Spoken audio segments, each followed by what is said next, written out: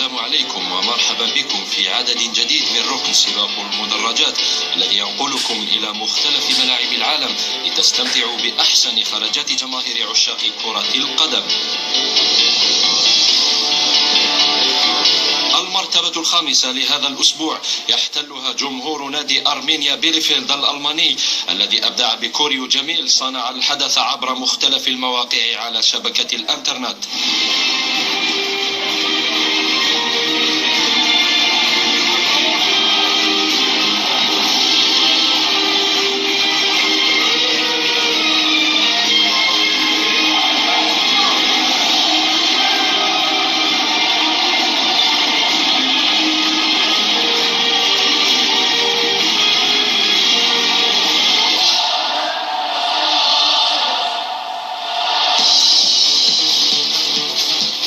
المركز الرابع يبقينا في ألمانيا دائما، أين تألقت جماهير نادي ستورم كراس بدخلة رائعة في مباراة فريقها أمام نادي ألتاخ، وهو الأمر الذي زاد من حماس اللاعبين الذين قهروا ضيفهم بثنائية نظيفة.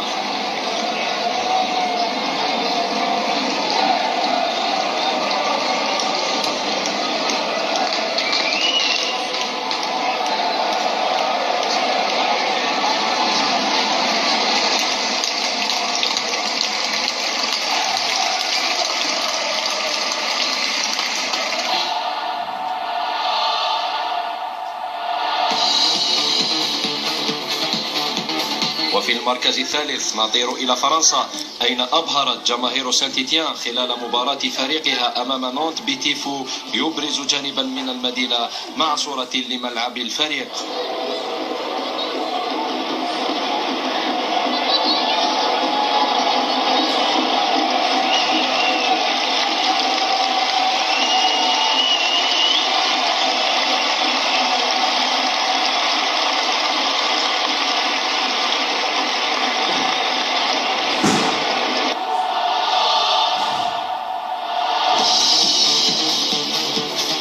في المركز الثاني جماهير نادي شتوتغارت الألماني تخطف الأنفاس والأنظار بدخلة رائعة في مباراة الفريق أمام فيردر بريمن.